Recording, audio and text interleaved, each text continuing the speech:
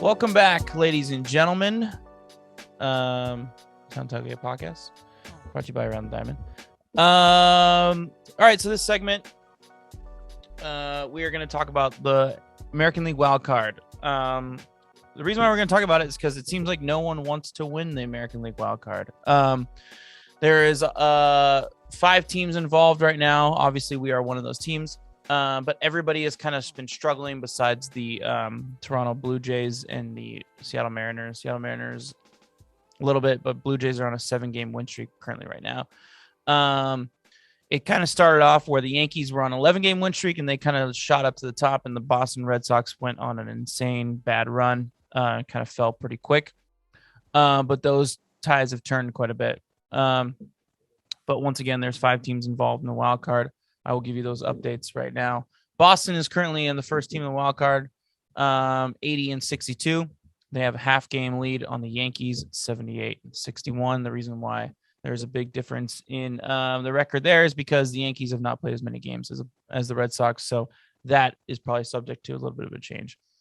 Toronto is on a 7-game win streak. They've won 9 of their last 10. They are 76-62. They are a game and a half behind the Yankees. Seattle has won 7 of their last 10. They are 76-64. They are 2.5 games behind the Yankees in that second wildcard spot. And then us at the bottom, 75-64, 3 games behind the Yankees in that second wildcard spot. We are 500 in our last 10. Quite the boxing match, Julio. It's definitely going to go 12 rounds amongst all of us. Like I said, a lot of the main contenders throughout the season, us, the Red Sox, and the Yankees, have slid recently, and the trending teams are teams that are kind of coming out of nowhere. Besides the Blue Jays, they've kind of always been in it all season, but they're starting to make a run. And the Seattle Mariners, who potentially could end their playoff streak of, was it 25 years they've been in the playoffs? No, I think it's shit. I think it's 20. I think this year's when they 20. won 120 something games back in 2001. Yeah. So that's the situation right now.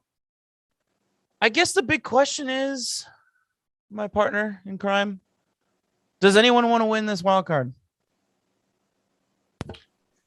To me, it seems like the Blue Jays do. But outside of that, it's just a lot of people looking like Patrick Starr with the 2x4 on their forehead with the nail through it, because everyone's kind of shit in the bed right now, man. And a lot of this reason a lot of the stuff that we've been talking about have been kind of problems for these teams throughout the year are starting to surface. And not like we would say like, hey, this has been a thing. For Boston, their rotation really outside of, Chris Sale's been pretty solid since he's come back, but like outside of that, they're not getting much work tonight. Garrett Richards actually had a pretty solid night tonight, but and they did get a win against the Rays.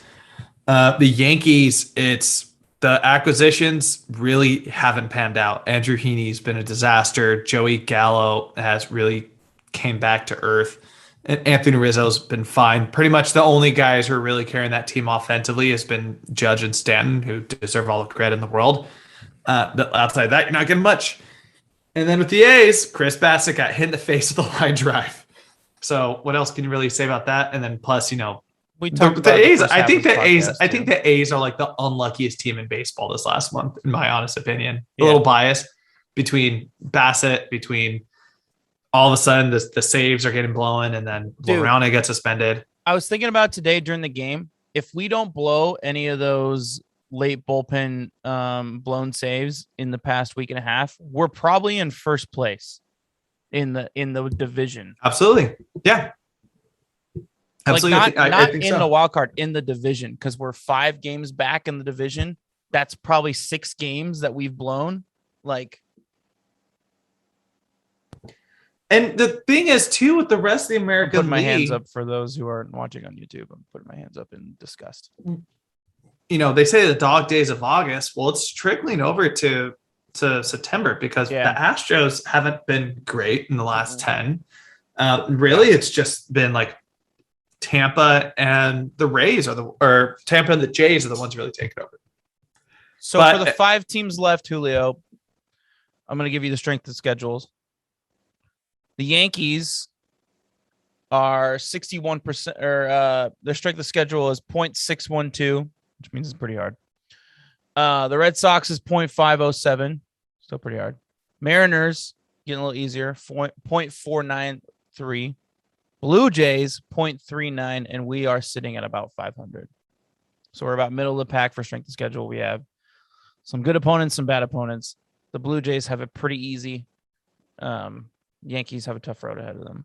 I assume that there's a couple matchups. I do have it with me right here. Look at that.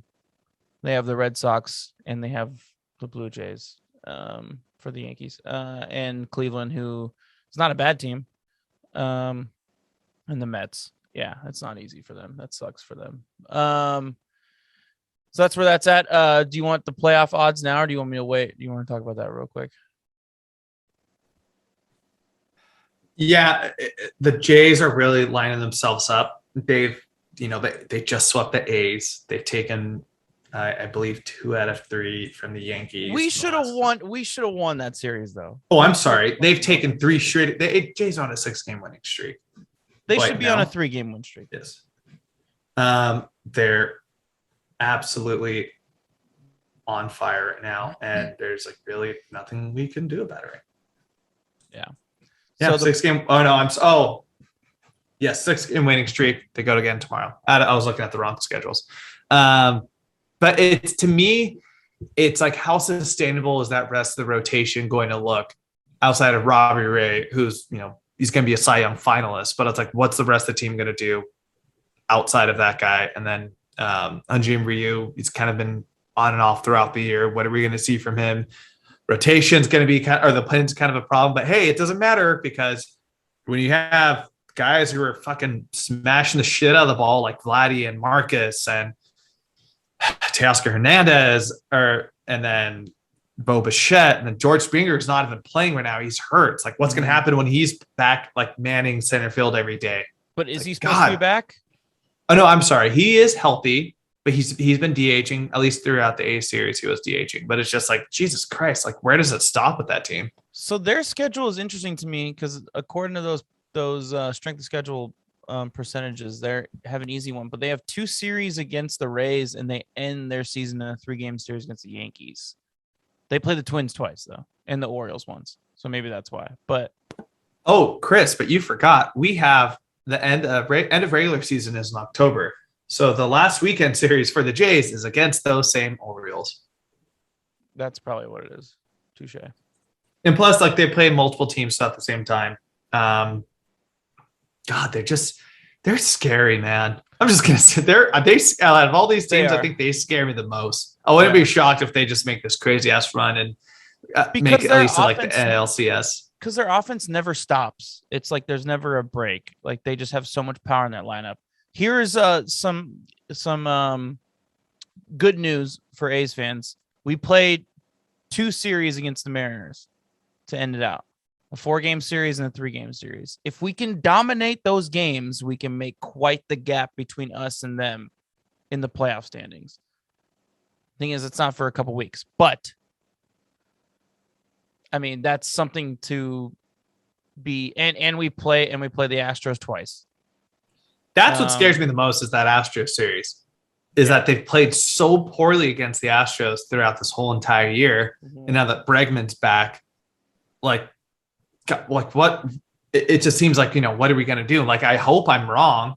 I think we both hope that we're wrong about that, but it's just like, that's. If it was just anybody else against the Astros in this season, that would be a lot more confident. If our rotation can figure it out, I feel confident in those series. Because our offense is our offense is back. It feels good, and it's back. Like, the small ball's working again. People are moving runners up. We're being aggressive on the bases. We have the speed too, so it makes sense that we do it. It's just the pitching. Everything's not coming together the right time. When our pitching's good, our offense sucks. When our offense sucks, our pitching's good. And it's just like we just need it all to come together. All right, so here are the playoff odds according to Baseball Reference. This was yesterday. The Red Sox are at 73.7% make the postseason. The Yankees are at 67.4%. The Blue Jays are at 37.1%. The A's are at 14.9%. The Mariners are at 9.5%. I don't know where they get these playoff odds. They seem pretty flawed to me, in my opinion. Very West Coast bias, or East Coast bias. But those are the odds according to Baseball Reference. I don't know if they put in strength of schedule or what it is. But yeah. I wish we had a East Coast bias button and we could just smash it every time. We're like, oh, that tastes like it. East Coast bias. Yeah. Yeah. That would be fun. We don't have the production value yet, Julio. We will get there. All right, Chris. You said we both watch a lot of baseball. We're knowledgeable people. Give us somebody from each of these teams that you think that I would say each team's essential tailgate tool for the rest of the month. Like, think obviously you can start off with the A's. Yeah, there we go. Branding. Start off with the A's because that's kind of the easy way. But if you want to kind of take some time, think about the other guys who are going to be really important down the stretch. All right. For the Yankees, Luke Voit. Love it. So he's been, I think his past week and a half has not been great. But before that, he was on this insane tear, massive chip on his shoulder, trying to prove himself to be the starter over Anthony Rizzo. The key to what the moves they made were the depth that they could have and the versatility they could have in the lineup. When he comes at the bat, he needs to make the most of his at-bats. So that's mine. What's yours for the Yankees? I was kind of thinking Nestor Cortez because I just kind of seen how he's been pitching lately, and I think it's really solid. But really, it's Aroldis Chapman. The sliders have really rubbed off on me hard with him, and this team is significantly better when you can feel confident with him in every single time he's out there. And we saw it today. He gave up a nuke to Vladdy Jr. And if he's not confident in himself, he can go out there. They're not the contending team that they want to be. So once he kind of figures that his shit out and he's not really going to be giving up these bombs like he does, it seems like all the time, that's the key to success. It all comes down to him. It all comes down to that pen. And when he is the guy who is leading it, everybody else falls in line. The domino effect happens. It's so hard to trust Aroldis Chapman if he's on your team. I know. It's so hard. You throw so hard, but got so far. And in the end, it doesn't really matter, Chris. Yeah. For Boston, I'm going to say, talked about him earlier. I think Chris Sale, if anybody's really kind of want to keep the same rhythm as I was saying with like Aroldis Chapman, which is like, you're going to be the person who kind of like brings up and starts the leadership of whatever group you're leading. So if he goes out there and kind of continues, he's not completely lights out, but he's been pitching at a pretty successful level since he's come back from the IL. And if he can kind of maintain that, and if he can kind of influence the other guys in rotation, I think that's something that's really going to help them going forward. So we'll see about that. Who are you thinking? Hold on. I want this to pull up because I want to make sure that I have this correctly. Okay. Yeah. Okay. Xander Bogaerts. How is he going to respond to coming back from COVID? Can he handle it? Is his everything about his health going to be okay? Is he going to be the same guy that he was before he left, which is one of the best shortstops in baseball? He's the leader of this team. I think that, his play is so crucial. Him and Devers, the way that they play on that team is just so crucial to the way that team just operates and the way their offense moves, because they're the two best players. So if he's not right, I would be very concerned if I was a Boston fan. Yeah. Mariners. Julio, who's your Mariners pick? We are two mariners, our ship's sole survivors. Do you know that song? No. I'd have to hear more lyrics. So sing them. Stuck inside the belly of the whale. Decemberist? No. Anyways. Doesn't well, this just got awkward. I'm going to go with Yusei Kikuchi, the lone all-star for the Mariners this year. This is a super young team, like an extremely young team that I think the most veteran guys are like Mitch Haniger and like Kyle Seager. For those listening Kyle to the podcast, Seager's I'm been aggressively shaking my head up and down. Kyle Seager has just been freaking awesome this year. He's hit 30 plus home runs. Better He's than his been brother. Fantastic. He's better than his brother right now. We always thought it was the other way around for a few years. But Yusei Kikuchi has been rock steady throughout the year for the Mariners. Like I mentioned, he was the sole all-star for the team. And I'm the firm believer, I already mentioned it before with Chris Sale, but I'm going to kind of repeat it again with Kikuchi. He is kind of like the leader of said rotation. His ERA has jumped up a little bit since the all-star appearance that he's had. But I think if he kind of falls line, he's kind of going to pitch to the best of his abilities. With how electric this offense has been with Seager and Haniger, it looks like Jared Kelenick's kind of picking up. Ty France is on freaking fire right now. He would be kind of the main cog to kind of keep this thing going, to kind of steer the ship as a Mariner does. There we go. Chris, what about yourself?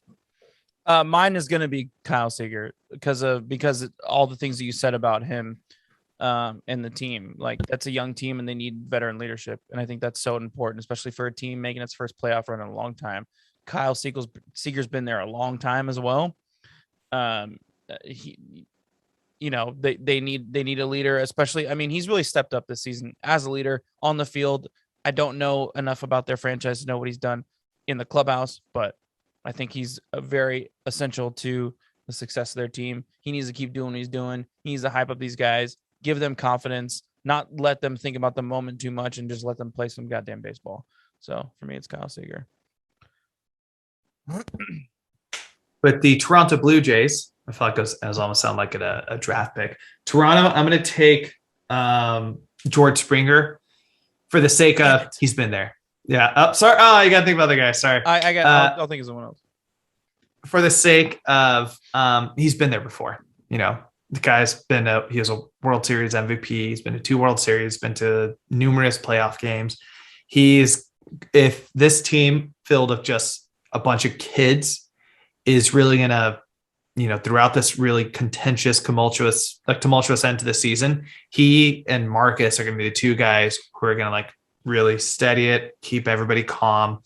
But also his productivity, if you have him at the top of the lineup, like you talked about earlier, there's really there's no breaks, man. Like where are you gonna have a break in this lineup where you're like, oh, I can pitch around Teoscar Hernandez. Oh, I can't. Great. Cool. Well, and because of that, I think like he's really going to be the one to push them in the postseason. So George Springer. All right. I'm going to go with the obvious one then. It's their MVP, Vlad Guerrero Jr.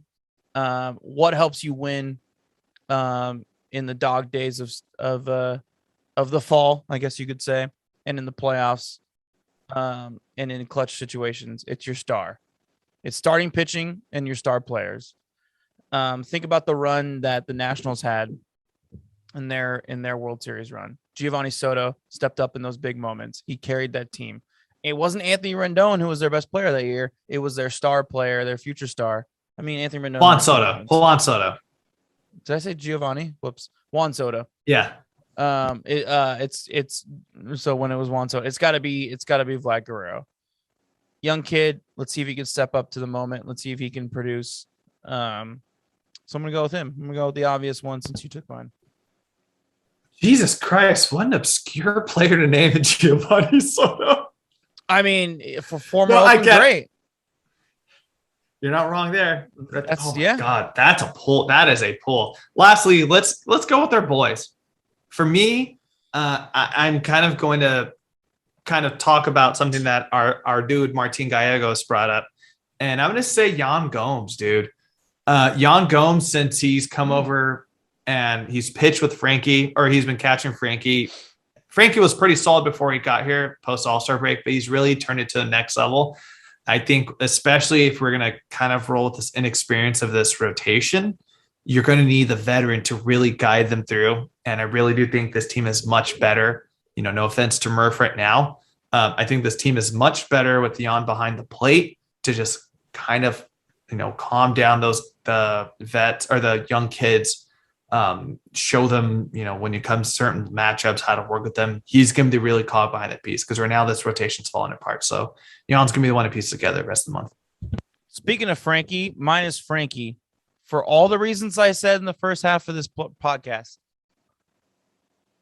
our ace is gone for now. We'll see what happens. He was throwing on the field the other day. It looked pretty good. Our ace is gone. We need to find a new one. Who's been our best pitcher in the second half of the season? Frankie Montas. We need to rally around him. We need to establish the roles of these other young starters. We need to know our identity going into this run. If Frankie can lead this staff both on and off the field, which he's more than capable of doing. You see him in the dugout fucking around with Sean Manai and everybody. He's a clubhouse favorite. Everybody loves to hang out with Frankie in the dugout. If he can do that, I think this team will be successful. And I think that our starters can go late in innings, our bullpen can get some rest, and we can use the crucial guys at the end of games that we need to use in order to close out these games. And the offense needs to keep going. But I'm not as worried about I'm pretty confident in the offense. Knock on wood if you're with me. Pretty confident in the offense in the past couple games, what I've seen.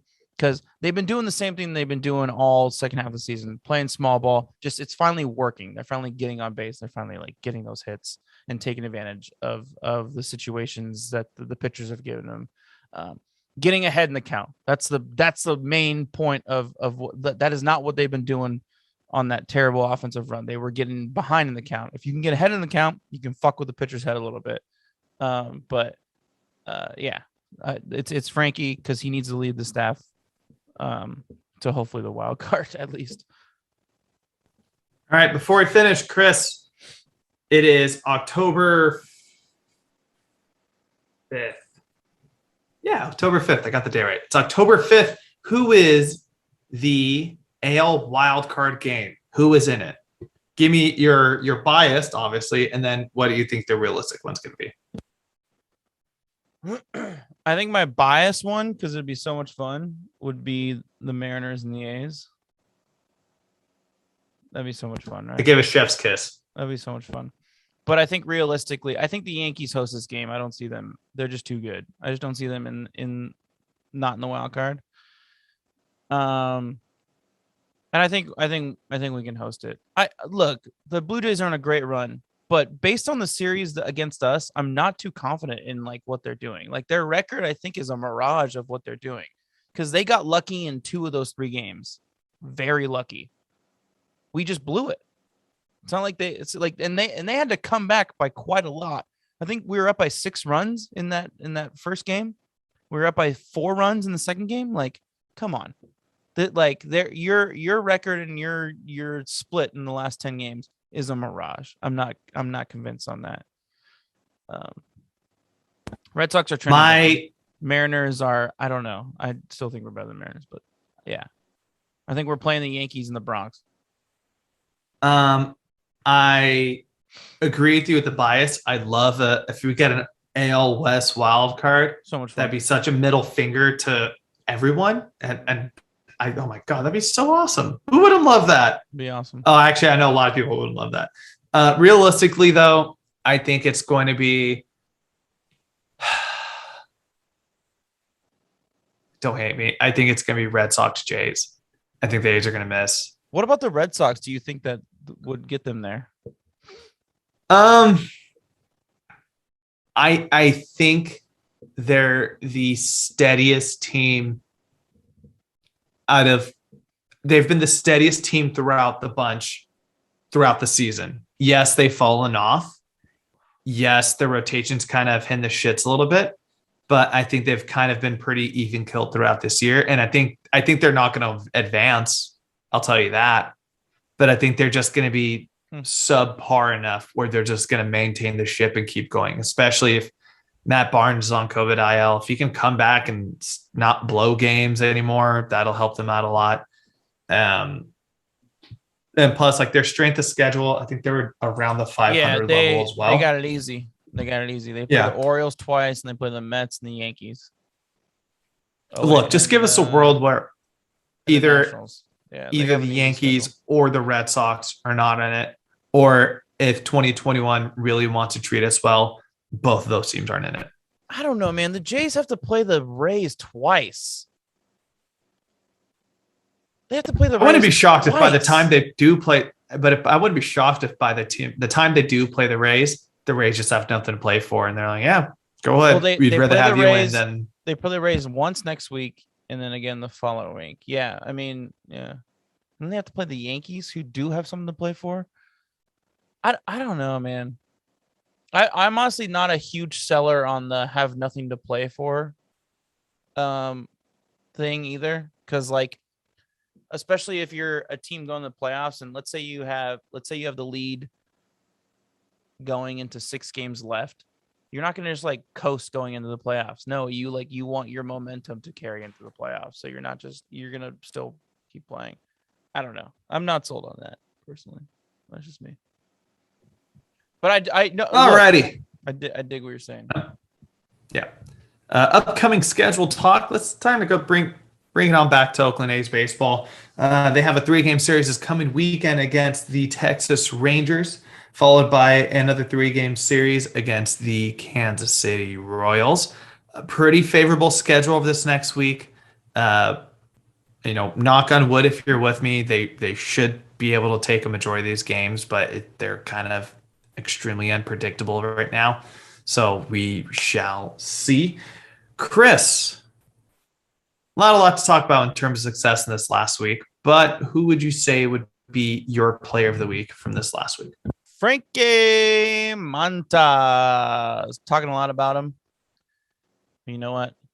It's because he's kicking that ass, and he kicked that ass today.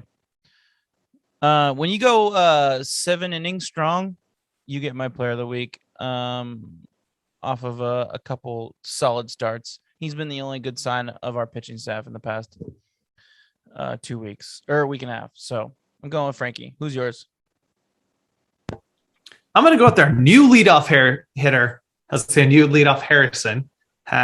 Josh Harrison, man. The last week he batted 300. He got 9 hits and 30 at bats. He scored 5 times, 6 singles, 3 doubles. I think the one thing that he could probably work on a little bit more is just kind of the plate discipline that like Canna has. Yeah. And I think if he can kind of do that, just kind of be the real job of being a leadoff hitter and just taking those pitches, it could really propel him to the next level because, dude, I love this. I love Josh Harrison so much, and I'm going to be super depressed if and when he does leave this team. So we got to take these moments when we have it. But Josh Harrison, keep it up, man. I think he's going to be a real important part of the year. I don't think it's unrealistic that we could re-sign him, but it's probably not realistic. Essential tools. We didn't record last week, so we're going to talk about the 2. We don't have the stats in front of us, but look, the names are going to say itself. Chris had Lou Trevino. I had Mitch Moreland. Okay. Water under the bridge. That was a mulligan. And we're going to start over fresh with this week. Chris, do you have anybody in mind off the top of your head? Who is going to be your essential tailgate tool of the week? Yeah, Yasmera Petit. Sorry, I'm looking down for these polls. Yasmera Petit. We need some middle relief help. He's been Mr. Reliable for the past 3 seasons on this team. Need him to get back to form. He struggled a little bit in the last few outings. So we just need help, dude. And you've always been there to fucking clean it up. So just get back here, bro. We just need you, bro. We just need you. Yasmera Petit is my essential tailgate tool of the week. I hope that he steps up to the plate. Who was yours? It's going down and yelling Pinder. The guy. Look, folks, I'm gonna be. He had a great hit today. I'm going to have a confession to our listeners here. Over this last couple weeks since he's been back up, I've really thought about because of the role Josh Harrison and Tony Kemp have been filling in over this last really since the Harrison trade happened. I thought Chad Pinder was a little expendable. I think his really best things is he's an awesome fielder. and he's arguably our third best outfielder when he's healthy. But like offensively, I know he's been hurt, but he just hasn't been. He's a 169 hitter in the time he's been in this lineup.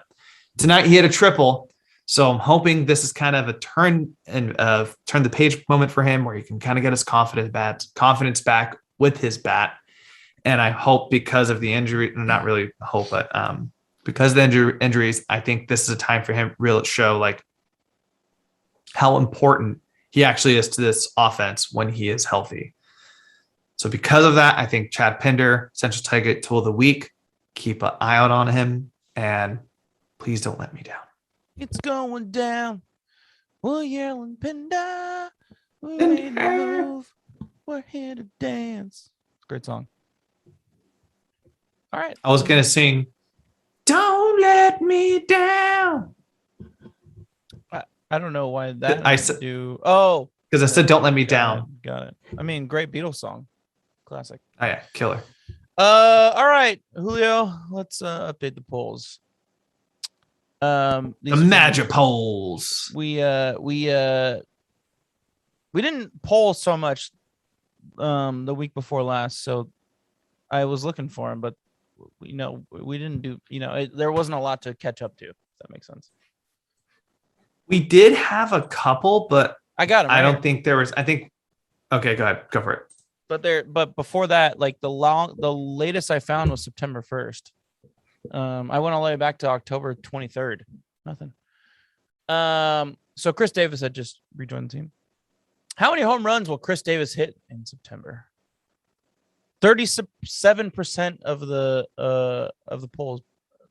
Wow. 7% of the audience said 1 to 5. Not too keen on that. 30% said 6 to 10. But, I would say that was a bad guess. All right, scrolling up here. All right. We deleted a poll. Do you remember what the original poll was? It was something like who will be the most productive September call-up? And I read some fake news. Yeah, we got played. Buddy Reed would be in it. So we're going to ignore that. Who do you like to be? Who would you have liked to have seen called up? 65.6% of the audience said Nick Allen. A little shocking he didn't get called up. I agree. 28% said Buddy Reed, but I don't think he's healthy, so it doesn't matter. Scrolling up here. Almost there, Dano. Get it? I wish we had some like poll music. I'm gonna work on that. Hold on, you had a bunch of polls this week. Well, don't. I mean, if I find it, now you're singing over it. How dare you judge my singing? There we go. Who's going to be the next member of Cooperstown to represent the A's? 58.8% of the audience said Billy Beane. I don't think there's really any, even though there was a couple of people who did mention you made it veteran committee broad. Because who really player wise, who's going to go in next? No, I don't think there's anybody in my lifetime. Our lifetimes are going to be getting in anytime soon. I know. So so Julio's options were the Bash Bros era, which got 23.5%. That's not going to happen. Steroids. Moneyball era, 14.1%. And then Billy Beane was 58.8%. He pretty much dominated that poll. 85 votes. Good job. I was going to say, though, somebody brought up a potential like veteran committee, Bert Campaneris. And then I replied Bert Veterans Committee Vita Blue. And he was like, oh, shit. Yeah, they both could. So, fingers crossed. Maybe we can make a petition or something going for them. Touche. So this poll is only 3 hours old, but I think we can say it's done. What team is more depressing to be a fan of? The A's or the U.S. men's national team? 69.1% of the audience said the A's. 69, my favorite number, Julio. Fun fact. I disagree hard with that. Not with your 69. Cool for you, but at least the A's have something. It's definitely Team USA. Yeah, like what the hell do they have to show? At least the A's in our lifetimes have been like consistently winning and going to the playoffs.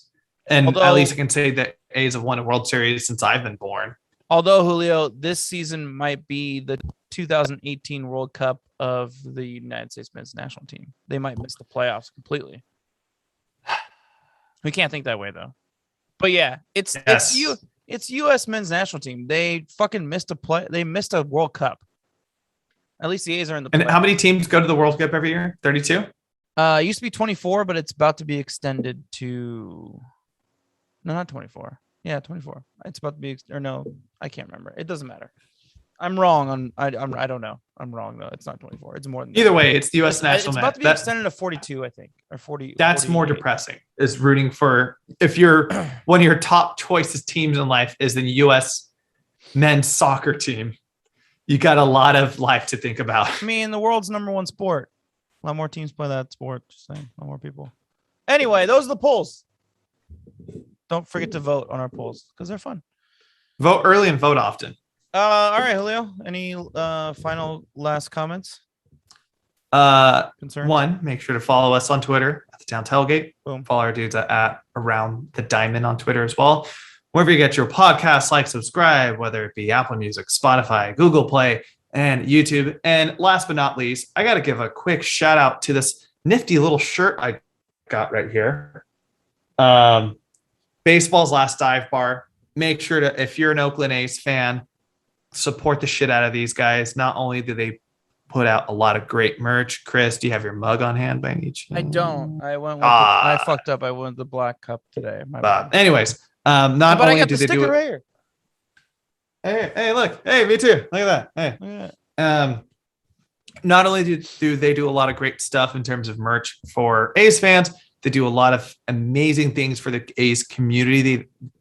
They recently donated, I want to say, like $1,500 over to the child cancer preservation fund that was going on as a part of like child cancer awareness last night in Oakland. So keep supporting them. You guys are the best. We love what you do. So our boy Brian, the Kingpin over there. That's his homies.